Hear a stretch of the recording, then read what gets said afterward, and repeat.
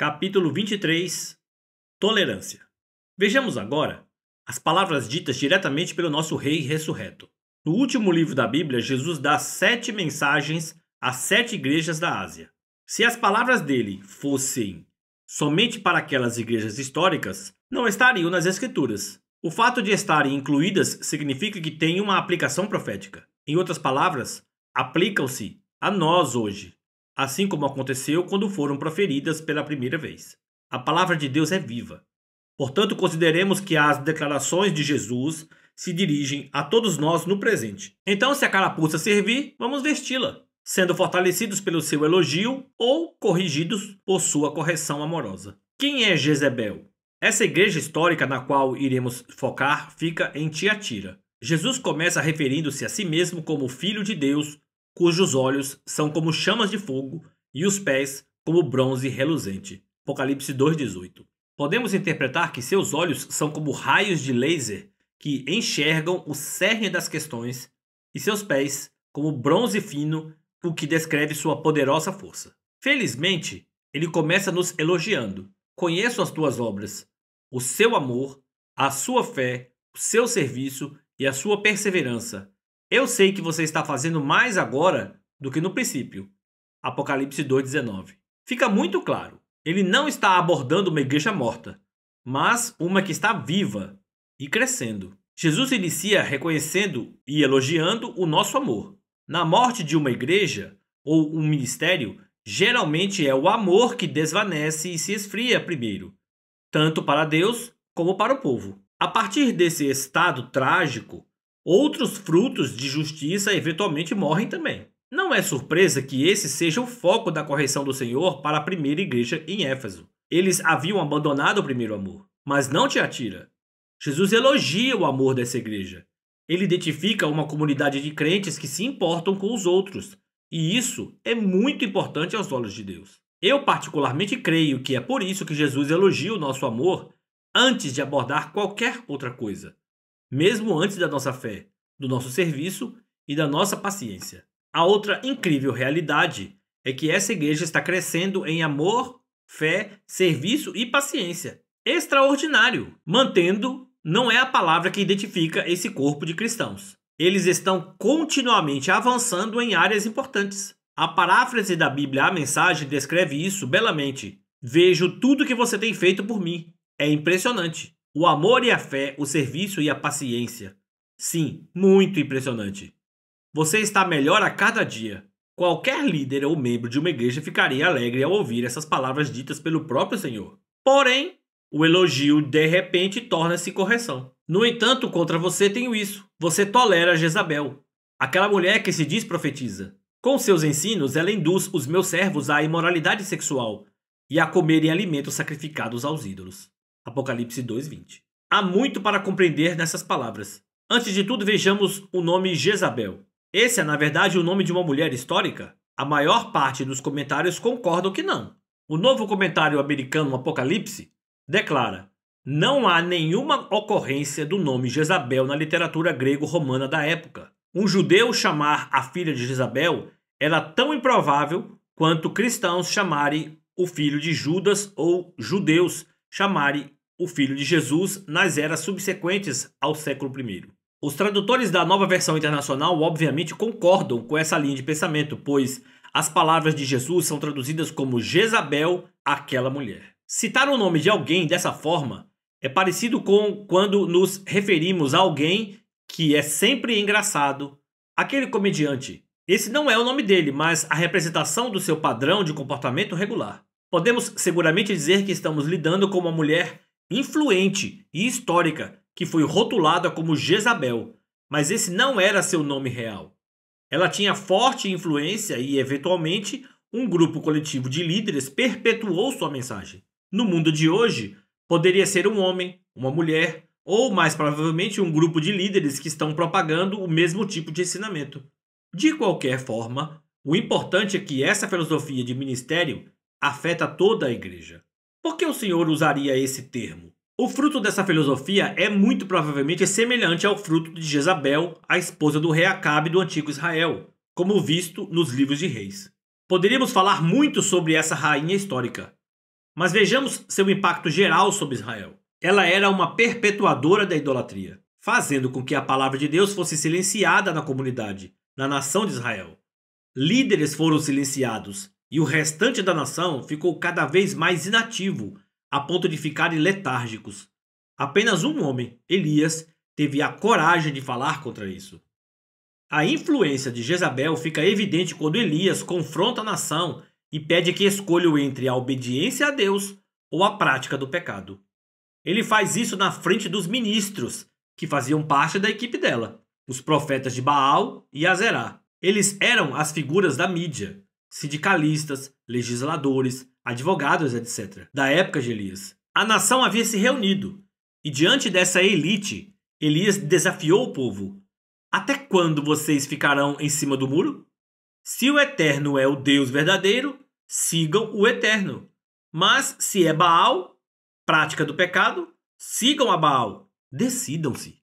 1 Reis 18, 21, a versão A Mensagem. Seguir a Deus envolve mais do que uma fé silenciosa. Devemos declarar sua palavra. Somos chamados para sermos embaixadores. Como isso é feito? Paulo deixa claro. Pregue a palavra. Faça isso com urgência. Esteja preparado a tempo e fora de tempo, sendo conveniente ou não, bem-vindo ou não. Repreenda, corrija, exorte com toda a paciência e doutrina. Você, como pregador, deve mostrar ao povo o que está errado em suas vidas.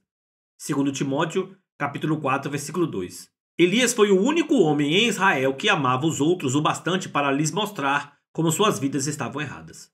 O impacto de Jezabel coloca medo nos líderes e na comunidade. Agora estavam silenciados, letárgicos, intimidados e não se posicionavam mais por Yahvé. A prática do pecado havia ganhado vantagem e a palavra de Deus era ignorada. No Novo Testamento, um efeito similar estava começando a ganhar espaço na igreja. Jesus não iria permitir, então encontrou um servo, o apóstolo João, que, assim como Elias, falou ousadamente. O verdadeiro problema. Agora devemos nos perguntar: na igreja de Tiatira, Jesus está se referindo a membros que estavam envolvidos em imoralidade sexual e comendo comida oferecida a ídolos? É possível que sim. Mas eu me afastaria dessa interpretação, pois Paulo não condena a ação de comer alimentos oferecidos a ídolos, como escreve às duas igrejas, vê Romanos 14 e 1 Coríntios 10. Por que Jesus identificaria como mal algo que Paulo, sob a inspiração do Espírito Santo, aprova? Um comentário bem respeitado declara: a respeito da sedução do povo pela imoralidade sexual, muitos interpretadores sugerem que a promiscuidade sexual de fato é improvável, já que isso com clareza seria intolerável na igreja. Ao contrário, faz-se referência à infidelidade espiritual e ou doutrina. Não importa o caso, nenhum desses fatores é o foco da correção de Jesus. A ação, ou melhor, a inação, sendo abordada por Jesus, é o problema ao qual precisamos prestar atenção. A tolerância. Ele diz: você tolera. A palavra grega é eao. O manual sobre revelação de João define minuciosamente essa palavra. O significado pode ser expressado positivamente: você permite, você admite, ou negativamente: você não proíbe, você não coloca um fim em, você não previne. Quando pensamos sobre isso, parece surpreendente. Jesus deixa de se dirigir ao ofensor. No caso de hoje, são aqueles que perpetuam um ensinamento que seduz seu povo à idolatria, prática do pecado. Ele diz claramente: dei-lhe tempo para que se arrependesse, pois ela não quer se arrepender. Apocalipse 2:21. Obviamente, houve avisos anteriores, mas infelizmente foram despercebidos. Em vez disso, ele corrige firmemente qualquer um que permita que isso continue. Em outras palavras, nós não estamos confrontando esse problema. Ao contrário, continuamos ensinando apenas as partes legais, encorajadoras e animadoras do Novo Testamento. Estamos basicamente em silêncio, nada diferente do povo de Israel da época de Jezabel. Isso poderia ser comparado à seguinte situação: imagine que estamos todos presos num prédio em chamas, mas nenhum de nós faz qualquer coisa para escapar ou ajudar os outros a escaparem. Simplesmente continuamos a encorajar uns aos outros dizendo que somos abençoados e continuamos expressando o nosso amor uns pelos outros enquanto o telhado e as paredes desabam. Dilemas parecidos. O apóstolo Judas enfrentou um dilema parecido. Ele queria escrever para seus irmãos em Cristo a fim de encorajá-los sobre a maravilha da nossa salvação, mas não pôde. A casa estava pegando fogo. Ele teve que confrontar a criptonita que estava se instalando nas igrejas. Veja as palavras dele. Amados, embora estivesse muito ansioso para lhes escrever acerca da salvação que compartilhamos, senti que era necessário escrever-lhes insistindo que batalhassem pela fé de uma vez por todas, confiadas aos santos. Pois certos homens, cuja condenação já está sentenciada há muito tempo, infiltraram-se dissimuladamente no meio de vocês. Estes são ímpios e transformam a graça de nosso Deus em libertinagem e negam Jesus Cristo, nosso único soberano e Senhor. Judas, versículos 3 e 4. Esse homem de Deus deseja apaixonadamente escrever para seus amados irmãos sobre os benefícios, as bênçãos e as promessas da nossa vida em Cristo. Ele quer ficar na esfera de inspiração e encorajamento, assim como muitos também prefeririam. Eu me identifico com esse dilema. Uma das grandes batalhas emocionais que frequentemente enfrento quando escrevo ou prego é o desejo de permanecer somente do lado do encorajamento. Eu gosto de ser encorajador. Quem não gosta? No entanto, há um impulso do Espírito que nos compele a abordar o que procura destruir os preciosos filhos de Deus. Portanto, o amor genuíno de Judas o impeliu a escrever palavras protetoras de aviso. O que está acontecendo não é muito diferente do que em Tiatira. Esses perpetradores ímpios que estão disfarçados de pastores, líderes ou crentes ensinam ou, mais provavelmente, modelam através de seu estilo de vida aquilo que identificam como graça permissiva, ao invés da autêntica graça habilitadora. Ou seja, a graça permissiva que é ensinada não nos protege da criptonita, nem nos capacita de nos afastarmos dela, mas nos permite viver com pouco ou nenhum limite. Isso prepara o caminho para que a sociedade dite o nosso estilo de vida, pois a graça está sendo reduzida meramente a um cobertor, ao invés de uma força habilitadora. Portanto, basicamente, crentes vulneráveis ficam livres para buscar os desejos de sua natureza decaída, como modelado pela cultura da sociedade, tornando-se, então, suscetíveis à criptonita. Esse não é o propósito da graça de Deus. Judas não estava contente em tolerar o fermento que age dessa forma nas igrejas. Ele é um pai de verdade e está protegendo seus filhos de um estilo de vida deturpado que tira deles a vida de Deus.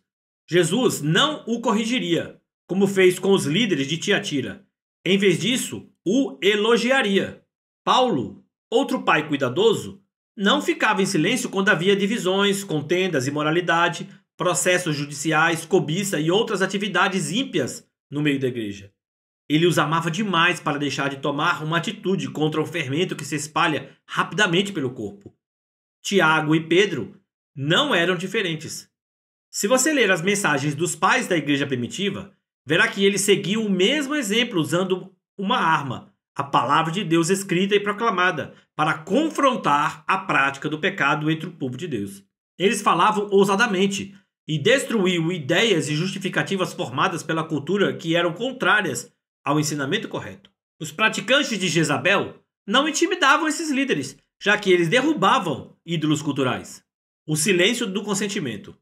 Em relação à liderança, o silêncio é uma comunicação não verbal.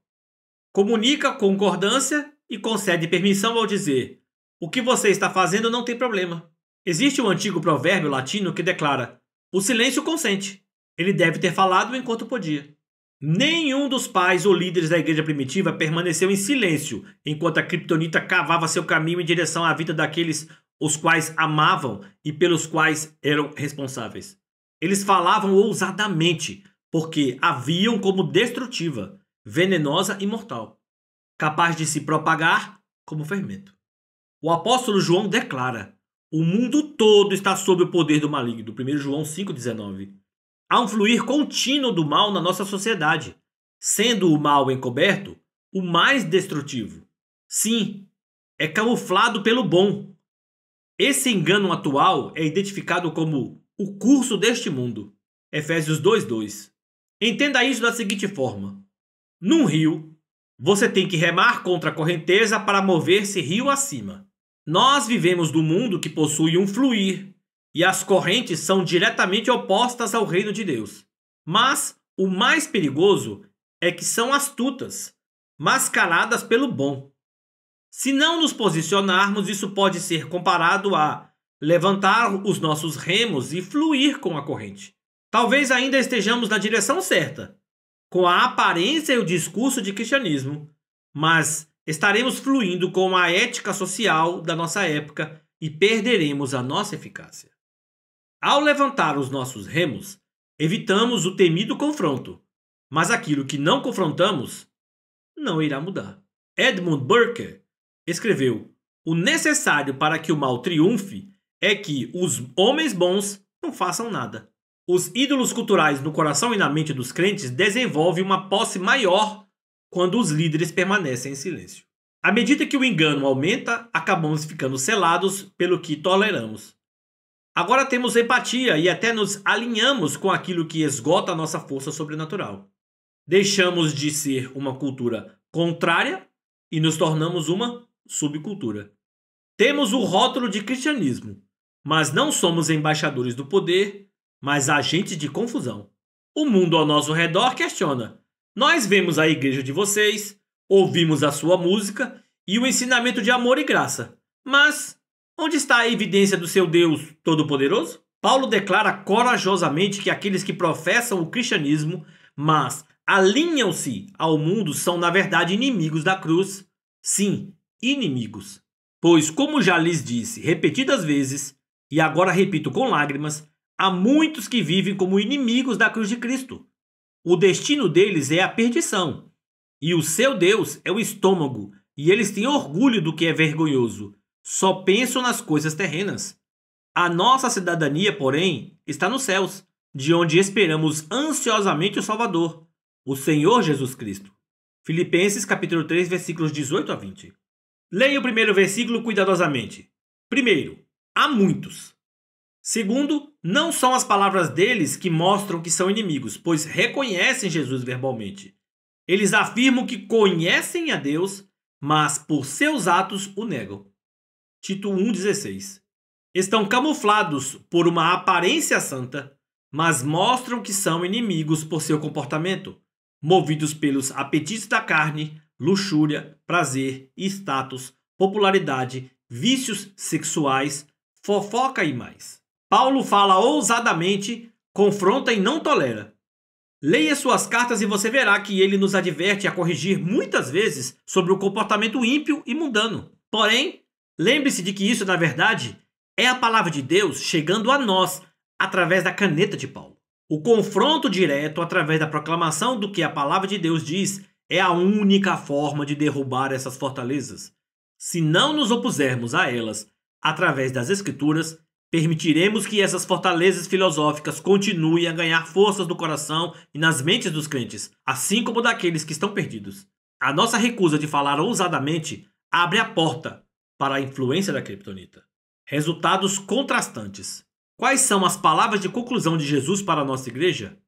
Elas não são para os de coração fraco. Ele diz claramente que aqueles que caem no falso ensinamento sofrerão grandemente a menos que se arrependam. Isso será um sinal, e todas as igrejas saberão que ele examina pensamentos e intenções e dá a cada um de nós aquilo que merecemos. Ver Apocalipse capítulo 2, versículos 22 e 23. No entanto, aqui está a grande notícia. Ele diz que há aqueles que não se envolvem com a criptonita, há aqueles que se agarram ao seu espírito e à sua palavra, receberão autoridade sobre as nações, a mesma autoridade dada a Jesus pelo nosso Pai. Os resultados são bem contrastantes. Um são consequências preocupantes e o outro, recompensas insondáveis. Será que podemos nos dar ao luxo de não prestar atenção a essas instruções, especialmente já que vêm diretamente da boca do nosso rei, que ressuscitou? Entrem em ação. Jezabel pressionou os profetas de Deus a ficarem em silêncio e até matou muitos deles. Somente um estava disposto a falar ousadamente a favor do Senhor. Mas veja o que Deus estava disposto a fazer por ele. O Senhor o protegeu deu provisão e o apoiou com sinais e maravilhas sobrenaturais que ainda nos deixam maravilhados até hoje. Deus ainda está procurando por aqueles que irão se posicionar e declarar a verdade. Não estamos apenas tentando ser críticos. Não somos caçadores de pecado. Porém, ao mesmo tempo, não podemos permitir que sejamos intimidados a ficar em silêncio, preocupados se as pessoas nos verão como antiquados, intolerantes ou algum outro rótulo. O primeiro passo é guardar este aviso da nossa própria vida. Custe o que custar, liberte-se dos pecados aos quais você se entregou no passado. Quando estiver livre, entre em ação para libertar outras pessoas, advertindo-as diligentemente dos perigos do pecado. Paulo escreve: estando prontos para vingar toda desobediência quando for cumprida a vossa obediência. 2 Coríntios capítulo 10, versículo 6. Se você não gosta de confrontos, peça que Deus lhe dê amor por outros que irão compelir você a confrontá-los. Faça disso o seu próximo alvo a alcançar. Então, pela graça de Deus, você poderá ajudar outros a vencer também.